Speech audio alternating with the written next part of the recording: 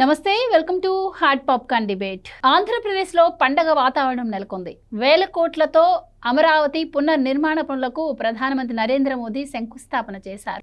ఆ ప్రాంగణం అంతా కోలాహలంగా మారింది. సభకు భారీ సంఖ్యలో ప్రజలు కూడా హాజరయ్యారు. ఆద్యంతం ప్రధాని మోదీ స్పీచ్ ప్రజలను ఆకట్టుకుంది. ఆయన తెలుగులో కూడా మాట్లాడారు. అమరావతి అంటే కేవలం ఒక నగరం మాత్రమే కాదని ఇది ఒక శక్తి అన్నారు.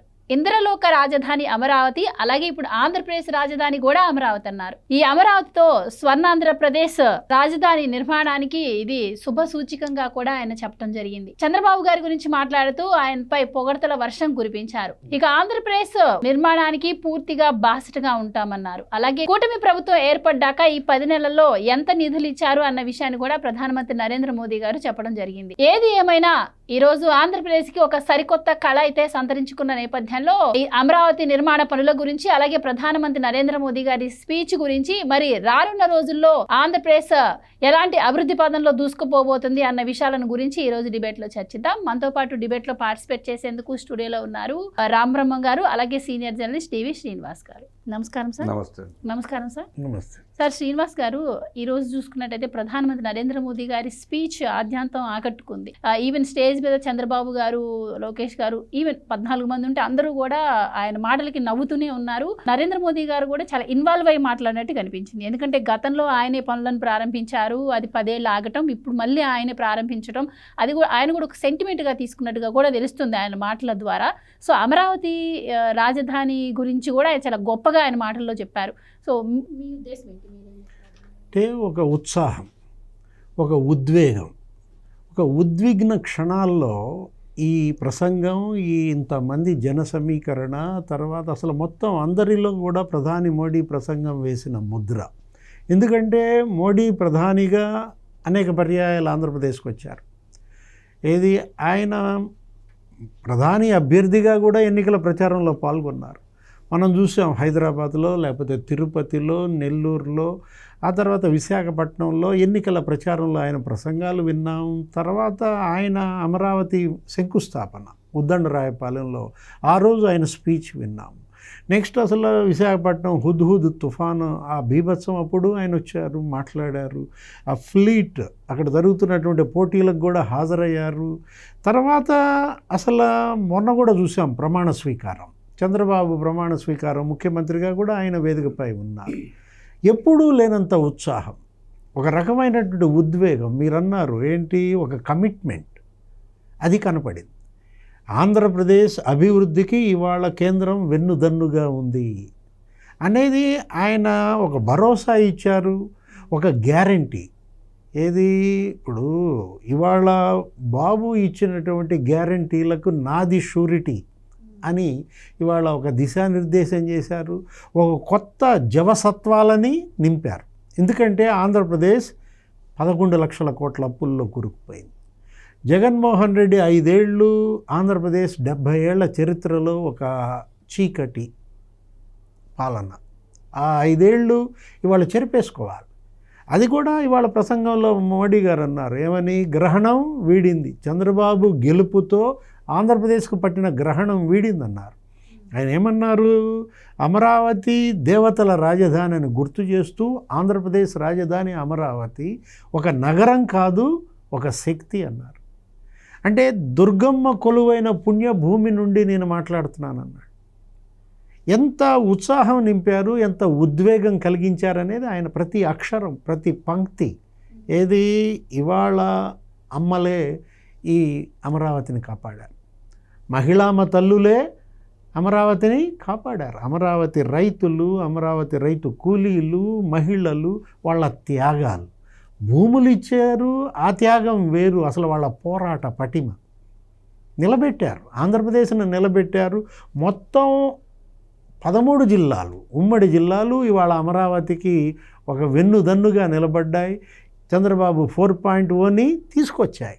ఎందుకంటే జగన్మోహన్ రెడ్డి ఒక విధ్వంసక శక్తిగా, చంద్రబాబు ఒక నిర్మాణకర్తగా. మొన్న జరిగిన ఎన్నికల్లో అతనికి జరిగిన పరాభవం, 151 సీట్ల నుంచి 11 సీట్లకు నెట్టేశారు. మళ్ళా ఈ రాష్ట్రాన్ని నిర్మించాలన్నా అమరావతి కట్టాలన్నా చంద్రబాబు వల్లే సాధ్యం అంటూ పవన్ కళ్యాణ్ పొత్తు పెట్టుకోవటం కానీ ఈ 3 పార్టీలు ఏది వాళ్ళ త్రిమూర్తులుగా తెలుగుదేశం, బీజేపీ, జనసేన అటు కేంద్రంలో కానీ ఇటు రాష్ట్రంలో కానీ డబల్ ఇంజిన్ సర్కార్ ఉంటే కలిగే మేళ్లకి ఆంధ్రప్రదేశ్ ఒక ఉదాహరణ. ఈరోజు ఆయన ప్రసంగంలో కూడా మాట్లాడుతూ ఏమన్నారు, పెద్ద పెద్ద పనులు చేయాలంటే, ప్రాజెక్టులు కట్టాలంటే అది చంద్రబాబు వల్లే సాధ్యం అన్నారు. అంటే పెద్ద పెద్ద పనులు చేయటంలో చంద్రబాబుని మించినాడు దేశంలో లేడని ఒక కితాబ్ ఇచ్చారు. మీరు అన్నారు ఏంటి చంద్రబాబుని పొగడ్తల వర్షంలో ముంచెత్తారు. అంటే టెక్నాలజీ అనేది అసలు నేను ప్రారంభించింది కాదంటూ తను గుజరాత్ సీఎంగా ఉన్నప్పుడే ఉమ్మడి రాష్ట్ర ముఖ్యమంత్రిగా చంద్రబాబు హైదరాబాదులో ఆ సైబర్ సిటీ నిర్మాణం, సైబరాబాద్ నిర్మాణం వీటన్నిటిపైన నేను మా అధికారులను పంపించి అధ్యయనం చేశానంటూ ఈ ఐటీ, ఈ టెక్నాలజికల్ డెవలప్మెంట్కి పేటెంట్ నాది కాదు, ఆ పేటెంట్ చంద్రబాబుదే అని తేల్చేశారు. అంటే ఇవాళ ప్రధాని మోడీ ఒక ఆంధ్రులలో ఒక భరోసానివ్వటమే కాదు, ఈ తొలి ఏడాదే ఆయన ఇచ్చినటువంటి ఆ నిధుల లిస్ట్ అంతా చదివారు. తొలి బడ్జెట్లోనే నేను 60,000 కోట్లు ఇచ్చానంటూ ఫస్ట్ బడ్జెట్, ఇవాళ మోడీ 3.0లో రైల్వే బడ్జెట్ నేను 9,000 కోట్లు ఇచ్చానన్నారు. ఒక ఆంధ్రప్రదేశ్కే. ఆంధ్రప్రదేశ్, తెలంగాణకి ప్రతి ఏడాది రైల్వే బడ్జెట్లో 900 కోట్ల మించి ఏనాడు రాలేదు. అట్లాంటిది కేవలం ఆంధ్రప్రదేశ్కే ఈ రైల్వే బడ్జెట్లో నేను 9,000 కోట్లు ఇచ్చానంటూ. అంటే ఇవాళ మోడీ అనే వ్యక్తి ఒక శక్తిగా మరి ఆంధ్రప్రదేశ్కి ఆయన ఇచ్చినటువంటి ఆశీర్వాదం. మళ్ళా జూన్ 21న వస్తానన్నారు. ఏది ప్రపంచ యోగా దినోత్సవం సందర్భంగా మళ్ళా వస్తానంటూ దానికి ఆంధ్రప్రదేశే వేదిక కావాలని ఈ 50 రోజులు ఈ యోగా ఆ సెలబ్రేషన్స్ కూడా ముమ్మరం చేయాలంటూ. అంటే ఆంధ్రప్రదేశ్కి ఇవాళ కేంద్రం ఇస్తున్నటువంటి ప్రాధాన్యత, నరేంద్ర మోడీ ప్రభుత్వం ఇస్తున్నటువంటి ఇంపార్టెన్స్ మరోసారి ఈ వేదిక పైన ప్రధాని ప్రసంగంలో కనపడింది. అంటే ఊపిరి పీల్చుకో, అమరావతి ఊపిరి పీల్చుకో అని ఇవాళ ఒక బాహుబలిగా మనకి కనపడింది. ఏది మరి నరేంద్ర బాహుబల, మహేంద్ర బాహుబల, ఎవరెవరో మరి అమరేంద్ర బాహుబల చూడాలి. అయితే రామబ్రహ్మం గారు, ఆంధ్రప్రదేశ్ని అధునాతన ప్రదేశ్గా మార్చే శక్తి అమరావతికి ఉందంటున్నారు. అమరావతి చాలామంది కూడా వ్యతిరేకిస్తున్న పరిస్థితి, కానీ ప్రధానమంత్రి నరేంద్ర మోదీ గారు అమరావతి గురించి చాలా గొప్పగా చెప్పారు ఆయన స్పీచ్లో. అండ్ ఎన్టీఆర్ గారు, నందమూరి తారక రామారావు గారి గురించి కూడా ఆయన ప్రస్తావించడం జరిగింది. ఇక వికసిత భారత్ కోసం ఎన్టీఆర్ కలలుగా అన్నారు, మన కూటమితో దాన్ని నిజం చేశామని కూడా ఆయన చెప్పడం జరిగింది. సో ఎలా చూడొచ్చు అంటారు? ఇప్పుడు ప్రపంచంలో మేటి మహానగరం అమరావతి. ఇప్పుడు వాగేవాళ్ళకి తెలియకపోయినా భవిష్యత్తులో తెలుస్తుంది. దీనికంటే ముందు గత పాలకుల దారుణ మారణకాండకి అమరావతి రైతులు ఎలా బలయ్యారో చూసాం. ఆ అమరావతి రైతులు కనకదుర్గం గుడికి వెళ్తా ఉంటే ఎలా దాష్టికాలు చేశారో చూసాం. వెంకటేశ్వర సన్నిధికి వెళ్తా అంటే తినే తిండిని కూడా కాళ్ళదల్ని వాళ్ళ ఇస్త్రాకులు లాక్కుంటే ఆ రైతులు మహిళామణులు రోడ్డు మీద కూర్చుని భోజనం చేసిన పరిస్థితి చూసాం. అరసవెల్లి సూర్యదేవాలయానికి వెళ్తా అంటే రాజమండ్రిలో ఆపి వాళ్ళ మీద పెట్రోల్ సీసాలు వేసిన సంగతి చూసాం. ఆ దాష్టికాల నుంచి బయటపడి ఆ అమరావతి రైతుల ఉసురు తగిలి 11కు పరిమితి అయ్యి రాష్ట్రం వదిలిపెట్టి పారిపోయిన పరిస్థితి చూసాం. గత పాలకుడు రాష్ట్రాన్ని వదిలిపెట్టి పారిపోయాడు, ఆ పరిస్థితి చూసాం. ఇవాళ ఒక రకంగా ఆంధ్రప్రదేశ్ పండగ వాతావరణం నెలకొంది. సార్ చెప్పినట్టు, మోడీ గారు చెప్పినట్టు గ్రహణం వీడింది. గ్రహణం అంటే జగన్మోహన్ రెడ్డి అనే గ్రహణాన్ని వీడిందని చెప్పి ప్రధానమంత్రి గారు డైరెక్ట్గా చెప్పాడు. ఈ పరిస్థితుల్లో అమరావతి మహానగరం అవుతుంది. నాడు దేవతల రాజధాని అమరావతికి ఇంద్రుడు రాజైతే నేటి ప్రజా రాజధానికి చంద్రబాబు నాయుడు పాలకుడు. అద్భుతమైన మహానగరంగా తీర్చిదిద్దబడుతుంది, దాంట్లో ఎలాంటి అనుమానం లేదు. ఇక వాగే మొరిగే గ్రామ సింహాలు మొరుగుతూనే ఉంటాయి, వాటిని పట్టించుకోవాల్సిన అవసరం కూడా మనకు లేదు. రైట్, మీరు అన్నట్టు అమరావతి రైతులు కావచ్చు, చంద్రబాబు గారు కావచ్చు, అమరావతి నిర్మాణం కోసం చాలా కష్టపడ్డ పరిస్థితులు మనం చూసాం. చివరికి ఎటకేలకు ఇప్పుడు దాన్ని నిజం కాబోతుంది. ఇలాంటి టైంలో కూడా దాని గురించి దుష్ప్రచారాలు ఇంకా జరుగుతూనే ఉన్నాయి. వాటిని ఎలా చూడొచ్చు అంటారు? ఆ దుష్ప్రచారాలను నమ్మి ఒకప్పుడు ఓట్లేసి గెలిపించారు. ఆ శనిని నెత్తిపెట్టున్నారు. ఆ శని వల్ల ఎన్ని ఇబ్బందులు పడ్డారో ప్రజలు చూశారు, అనుభవించారు. ఈసారి వాళ్ళు ఎన్ని అబద్ధ కల్పనలు, ఎన్ని అబద్ధాలు చెప్పినా నమ్మే స్థితిలో ప్రజలు లేరు. రాష్ట్ర ప్రజలు వాళ్ళ దుష్ప్రచారాలని నమ్మి మళ్ళీ వాళ్ళకి ఏదో అవకాశం ఇస్తారన్న భ్రమలో వాళ్ళు ఏదో ఉన్నట్టున్నారు. ఆ అవకాశం వాళ్ళకి రాదు. రాజకీయంగా ఆ పార్టీ సమాధి అయిపోయింది. సార్, డివిఎస్ గారు మనం చూసాం, అంటే ఆ స్పీచ్లో ఎక్కడైనా మోదీ గారు మరి జగన్మోహన్ రెడ్డి గారి గురించి మాట్లాడతారేమో అని చెప్పి, కానీ ఎక్కడా కూడా ఆయన ప్రస్తావన తీసుకొచ్చినట్టు కనిపించలేదు. ఎందుకంటారు? అంటే ఆయన ప్రసంగంలో ఎక్కడ జగన్మోహన్ రెడ్డి గారి పేరును ప్రస్తావించకపోవడం, అంటే గ్రహణం వీడింది అంటే అది ఒక దాన్ని అలాగనే అర్థం చేసుకోవచ్చు అంటారా? ఇంకా అంటే ఇది శుభకార్యం. శుభకార్యంలో మరి అశుభం గురించి ఎవరైనా మాట్లాడతారా? ఇది ఒక శుభ సంకల్పం, ఒక సంకల్ప బలం కనపడింది ఇవాళ మనకి. ప్రధాన స్పీచ్లో కానీ ముఖ్యమంత్రి చంద్రబాబు, డిప్యూటీ సీఎం పవన్ కళ్యాణ్, మంత్రి లోకేష్ వాళ్ళ యొక్క మాటల్లో ఒక కమిట్మెంట్ కనపడింది. ఈ రాష్ట్రం పట్ల వాళ్ళ బాధ్యత, ప్రజలు ఇచ్చినటువంటి బాధ్యతను మేము నెరవేరుస్తాం, చిత్తశుద్ధితో పనిచేస్తాం, ఈ రాష్ట్రాన్ని నిలబెడతామన్నారు. అదే కదా మొన్న ప్రజలు ఇచ్చిన తీర్పు. వీళ్ళ ముగ్గురిని గెలిపించడానికి కూడా ప్రధాన కారణం అదనమాట. ఇవాళ జగన్మోహన్ రెడ్డి గురించి మాట్లాడాల్సినటువంటి అవసరం లేదు ఇక్కడ. ఏది ఇక గతం గతః. ఇప్పుడు నిర్మాణంలో ఉన్నారు, విధ్వంసం గురించి ఇక్కడ అప్రస్తుతం. ఇవాళ ముగిసిన అధ్యాయం. ఏది జగన్మోహన్ రెడ్డి అనేది అదొక క్లోజ్డ్ చాప్టర్ అన్నమాట. ఇక వైఎస్ఆర్ కాంగ్రెస్ పార్టీకి భవిష్యత్తు లేదు అనేది మనకు కనపడుతుంది. నిజంగా జగన్మోహన్ రెడ్డికి, ఆ పార్టీకి ఏమాత్రం భవిష్యత్తు ఉండాలన్న కోరిక వాళ్ళల్లో ఉంటే ఈ వేదిక అతను వచ్చేవాడు, ఈ పండుగలో అతను పాల్గొనేవాడు.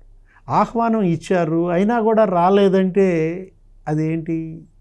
అది మూర్ఖత్వం అనాలా, ఉన్మాదం అనాలా? మూర్ఖత్వానికి పరాకాష్ట ఉన్మాదం అన్నమాట.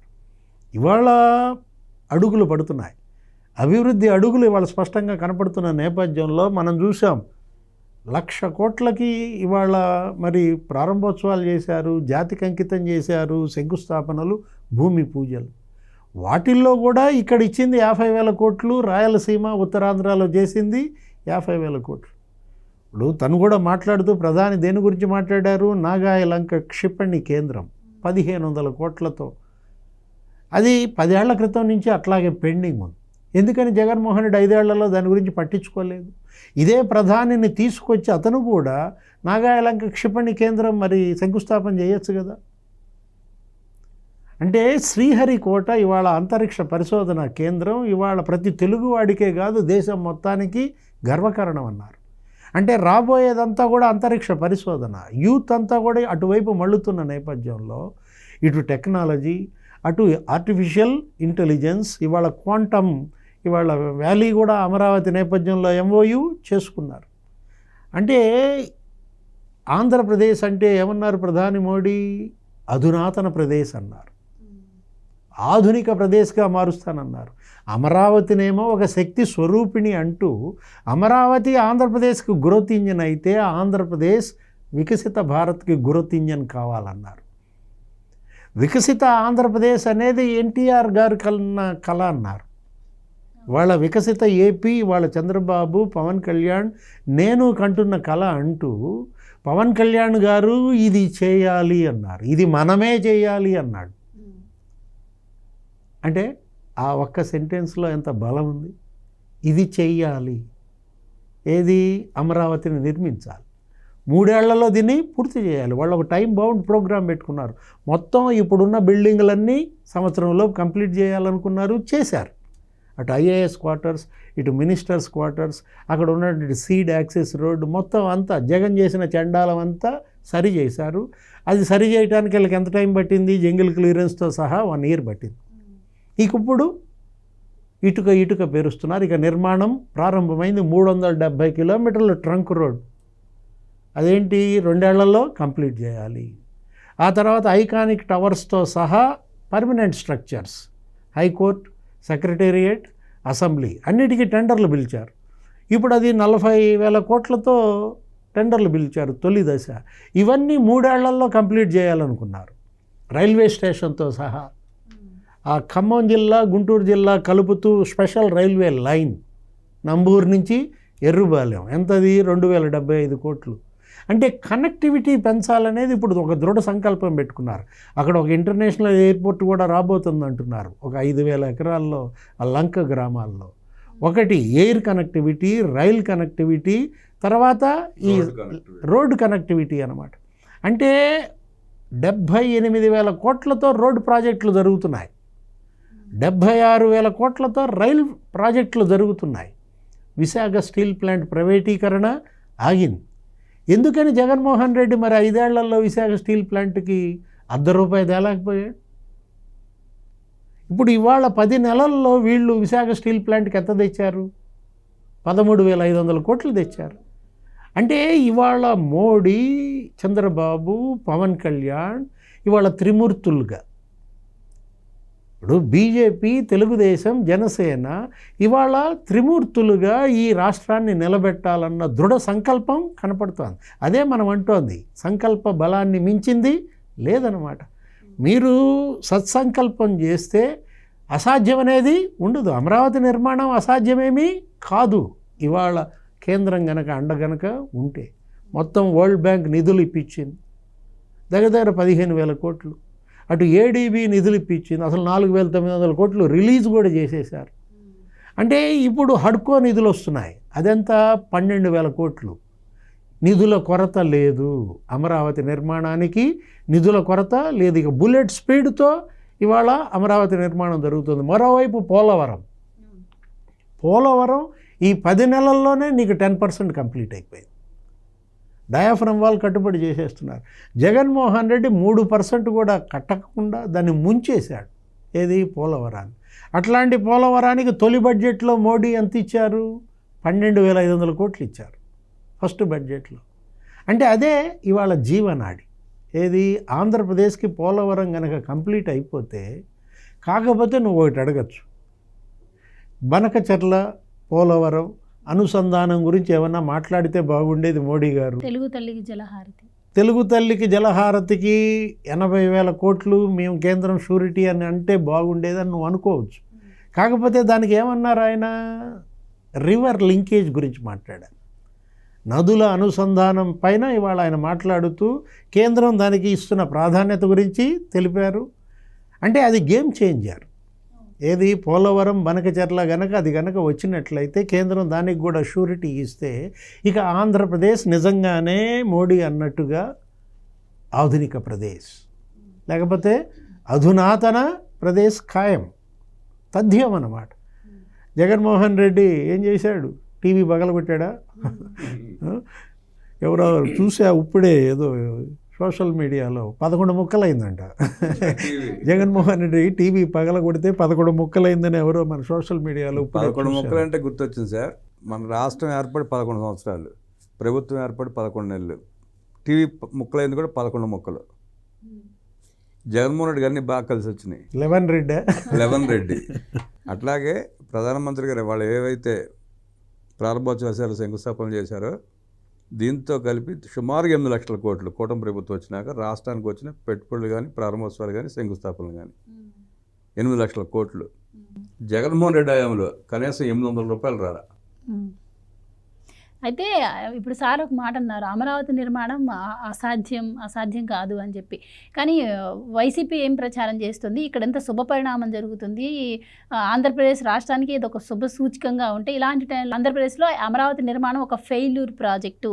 ఇప్పటి వరకు ఏమో వచ్చినవన్నీ తీసుకొచ్చి అక్కడ అమరావతిలో గుమ్మరిస్తున్నారన్నారు. ఇప్పుడు విశాఖలో ఎందుకు మరి ఐటీ వాళ్ళు వస్తున్నారు, అక్కడికి ఎందుకు రావట్లేదు అని చెప్పి వాళ్ళే మాట్లాడుతున్న పరిస్థితి. కానీ ఓవరాల్గా రాష్ట్రం అంతా కూడా అభివృద్ధి కనిపిస్తూ ఉన్న టైంలో మరి వాళ్ళు ప్రచారం చేసే ప్రచారాలను ప్రజలు నమ్మే పరిస్థితి ఉంటుందంట. అభివృద్ధి వికేంద్రీకరణలో భాగంగా ఉత్తరాంధ్ర కొన్ని చేస్తున్నారు, రాయలసీమ కొన్ని ప్రాజెక్టులు తీసుకొస్తున్నారు, అట్లాగే అమరావతిలో కొన్ని ప్రాజెక్టులు తీసుకొస్తున్నారు. దాని మీద కూడా ఏడిపోయింది వాళ్ళకి. అంటే ఉత్తరాంధ్రకి అభివృద్ధి చెందడం వాళ్ళకి ఇష్టం లేదా, లేకపోతే రాయలసీమకు ప్రాజెక్టులు రావడం ఇష్టం లేదా? అది చెప్పొచ్చు కదా. రాష్ట్రం బాగుపడితే జగన్మోహన్ రెడ్డి కడుపులో మంటలు వస్తూ ఉంటాయి. రాష్ట్రం బాగుంటే జగన్ రెడ్డి కళ్ళలో నిప్పులు పోసుకుంటాడు. దుర్మార్గుడు, అట్లాగే మాట్లాడతాడు, అలాగే మాట్లాడిస్తాడు కూడా ఆ పేటీఎం సన్నాసుల చేత. ఇప్పుడు మీ రాష్ట్రం బాగుంటే మీకు ఆనందంగా ఉంటుంది, మీ ఇల్లు బాగుంటే మీకు ఆనందంగా ఉంటుంది. వాళ్ళకి ఎందుకు ఏడుపు? ఉత్తరాంధ్రకి ఎన్ని ప్రాజెక్టులు వస్తున్నాయి చూస్తున్నాం. రేపో మాపో గూగుల్ కూడా అనౌన్స్ చేయబోతున్నారు. అట్లాగే గ్రీన్ ఎనర్జీ వస్తుంది రాయలసీమ, బోర్డు ప్రాజెక్టులు ఉన్నాయి. ఇంకా వాళ్ళకేంటి బాధ? నువ్వేమో పారిపోయి ఓడిపోగానే పారిపోయి ఎలంకలో కూర్చున్నావు. రాష్ట్రం ఏమైపోతే నీకెందుకు? మీరు ఎవరు అసలు మాట్లాడడానికి? ప్రజలు వద్దనే కదా పంపించేస్తుంది మిమ్మల్ని. కానీ ఆయన ఇప్పుడు రాష్ట్రంలో రాక్షస పాలన నడుస్తుందని మాట్లాడుతున్నారు. రాక్షసుడు మాట నోటి వెంట అట్టగా మాటలు వస్తాయి. ఆయన రాక్షసుడు కాబట్టి రాక్షస మాటలు మాడుతాడు. ఇక్కడ దేవతలు కాబట్టి దేవతల మాటలు మాడుతారు. ఆ వ్యత్యాసం జగన్మోహన్ రెడ్డి తెలియదు కాబట్టి అటు మాట్లాడుతూ ఉంటాడు. సార్, ఈ ప్రాజెక్ట్ అయితే స్టార్ట్ అయింది. మరి దీనికి అంటే పూర్తిగా నిర్మాణం పూర్తయ్యే వరకు ఎంత టైం పట్టొచ్చు? ఎప్పుడు ఇక్కడ కార్యకలాపాలు స్టార్ట్ అయ్యే అవకాశం ఉంటుందంటారు?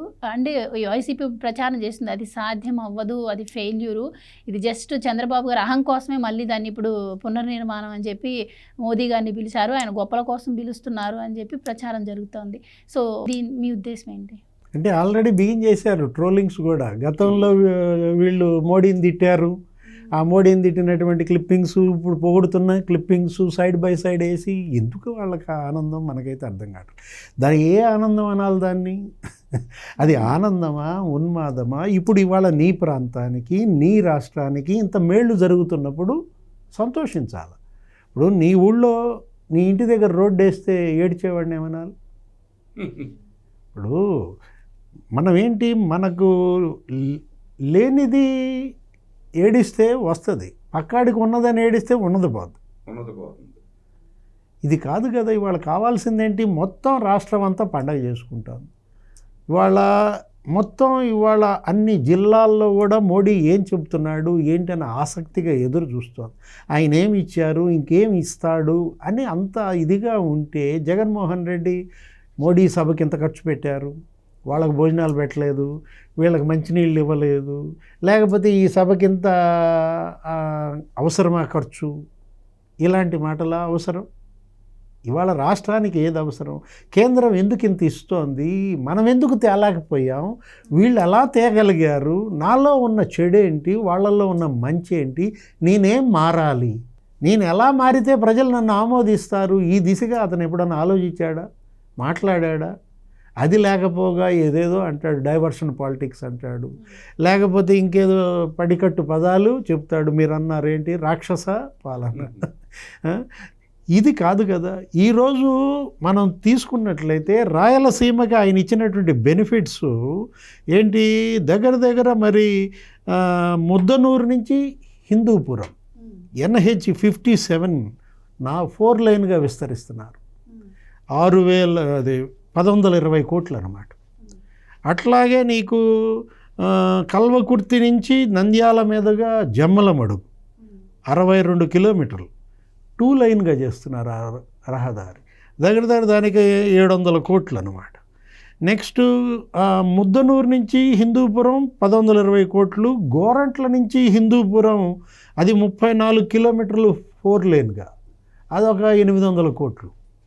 అంటే అసలు రాయలసీమలో మొత్తం రోడ్డు ఎక్స్పాన్షన్. మోడీ మాట్లాడుతూ ఏమన్నారు, బెంగళూరు హైదరాబాద్ 12 లేన్ రోడ్డు సజనాన్ని కలుపుకుంటా. ఇప్పుడు రేణిగుంట నుంచి నీకు నెల్లూరు కూడా ఇందాక మాట్లాడుతూ చెప్పారు, ఏది 6 లేన్గా దాన్ని విస్తరించాం అంటూ మీరు వెంకటేశ్వర స్వామి దర్శనం చేసుకోవచ్చు ప్రతి ఒక్కళ్ళు సులభంగా అన్నారు. అంటే ఇవాళ ఆంధ్రప్రదేశ్ని కాపాడింది అక్కడ ఏడుకొండలవాడు, ఇక్కడ సింహాద్రి అప్పన్న, ఇక్కడ దుర్గమ్మ, శ్రీశైలం మల్లికార్జున స్వామి. ఇవాళ ఇక్కడ కొలువు తీరినటువంటి దేవతలే ఈ పుణ్యభూమిని కాపాడారు అనేది కనపడుతోంది. జగన్మోహన్ రెడ్డి ఆ ఓటమి, ఇవాళ వీళ్ళ గెలుపు ఒక పండుగ. ఇప్పుడు రేపొద్దున మళ్ళీ జూన్ 21 వస్తే ఇంకెన్ని వరాలు ప్రకటిస్తారో చూడాలి. అసలు శ్రీశైలం రమ్మని పిలిచారు, ఏది ప్రధాని చంద్రబాబు నాయుడు. మరి శ్రీశైలం విజిట్ ఎప్పుడు మోడీ? అక్కడ రాయలసీమలో మరి ఇంకెన్ని శంకుస్థాపనలు లేకపోతే భూమి పూజ కార్యక్రమాలు చేపడతారు. అక్కడ మనం చూసాం కర్నూలు, కడప క్లీన్ ఎనర్జీ, ఏంటది రెన్యూవబుల్ ఎనర్జీ అన్నమాట. మనం చూసాం విశాఖపట్నంలో 2 లక్షల కోట్లకి శంకుస్థాపన, అదేంటది గ్రీన్ ఎనర్జీ. అక్కడ గ్రీన్ హైడ్రోజన్ హబ్గా అక్కడ చేస్తున్నారు. ఇక్కడేమో సోలార్, ఆ తర్వాత విండ్ పవర్ హబ్గా రాయలసీమని చేస్తున్నారు. అంటే ఒక శక్తి స్వరూపిణిగా ఆంధ్రప్రదేశ్.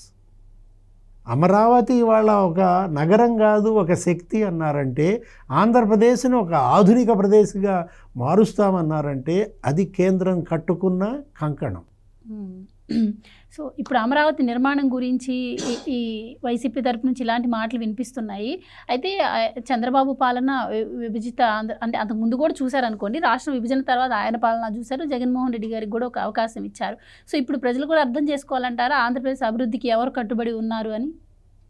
ప్రజలకు చిన్న ఉదాహరణ ఎలాగంటే, వైఎస్ రాజశేఖర రెడ్డి, వైఎస్ రాజారెడ్డి కుటుంబాన్ని పులివెందుల 40 సంవత్సరాల నుంచి పోషిస్తుంది. ఆ కుటుంబాన్ని పులివెందుల ప్రజలు పోషిస్తున్నారన్న లిటరల్గా. ఆ పులివెందులకి రాజశేఖర రెడ్డి కానీ జగన్మోహన్ రెడ్డి కానీ కనీసం తాగటానికి మంచినీళ్ళు కూడా ఇవ్వలేకపోయారు. ఒక రోడ్డు కూడా సరిగ్గా వేసుకోలేకపోయారు ఇద్దరు. గత 5 ఏళ్ల పాలనలో రోడ్ల మీద గుంటలు కూడా పోడ్చలేకపోయాడు జగన్మోహన్ రెడ్డి. ఈయన ఇంకా రాష్ట్రాన్ని ఏం పరిపాలిస్తాడు? ఈయన ప్రజల్ని ఏం వదిలేస్తాడు? కూటమి ప్రభుత్వం వచ్చిన తర్వాత మొన్న మంచినీళ్ళు ఇస్తున్నారు, రోడ్లు బాగు చేశారు. జగన్మోహన్ రెడ్డి స్కూలు 25% కట్టి పారిపోతే ఆ స్కూల్ని కూడా కూటమి ప్రభుత్వం కంప్లీట్ చేసింది. ఇంకా అనేక కార్యక్రమాలు పులివెందులో కూటమి ప్రభుత్వం చేస్తుంది. రాజశేఖర రెడ్డి సీఎంగా ఉన్నప్పుడు కూడా పంటకు నీళ్ళు లేకపోతే చంద్రబాబు నాయుడు గారు సీఎం అయిన తర్వాత గండికోట నుంచి నీళ్ళు ఇచ్చాడు ఆ పరిసర ప్రాంతాలకి, పులివెందుల నియోజకవర్గానికి. బాబు కొడుకులు కనీసం పంటకు నీళ్ళు కూడా ఇవ్వలేకపోయారు, మంచినీళ్ళు ఇవ్వలేకపోయారు. వీళ్ళ పాలన గురించి, రాష్ట్రం గురించి, ప్రజల గురించి మాట్లాడేది. వాళ్ళకి దోచుకోవడం తప్ప పరిపాలన అంటే తెలియదు. వాళ్ళు చంద్రబాబు గారి గురించి మాట్లాడే నైతిక హక్కులు వాళ్ళకి లేవు, రాష్ట్రం గురించి, రాష్ట్రం పేరెత్తే పరిస్థితి కూడా వాళ్ళకి లేదు. రైట్. కూటమి ప్రభుత్వం వచ్చిన దగ్గర నుంచి కూడా అన్ని శుభ పరిణామాలే జరుగుతున్నాయి. దీంతో ఒక అడుగు ముందుకు పడింది. ఇక 5 ఏళ్లలో రాష్ట్రం ఒక తిరుగులేని శక్తిగా ఎదగాలని మనం కూడా ఆశిద్దాం. Right. Thank you so much. ధన్యవాదాలు. Thank you so much sir. ఇది వాటి డిబేట్. మరో డిబేట్తో మళ్ళీ కలుద్దాం. Keep watching.